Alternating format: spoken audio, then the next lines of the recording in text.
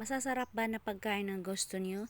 Tara na sa Danmar at Barangay Bitanhuan, Baybay, Leyte.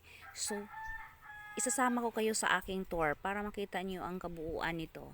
So, ayan, nandito na tayo sa gate. Papasok tayo.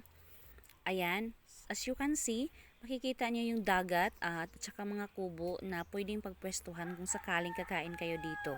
So, ayan naman sa likod, meron din dyan maraming tables na pwede niyong pagpwestuhan, nakaharap siya sa dagat.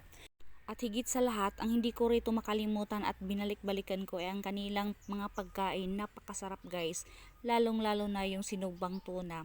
Dito ko natikman na ang masarap na sinugbang tuna. Yun ang specialty nila dito sa Danmar either.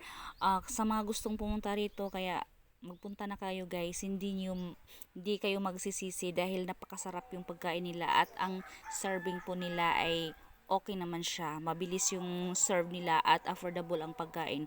Kaya ano pa inantay na you guys? Punta na kayo. Salamat!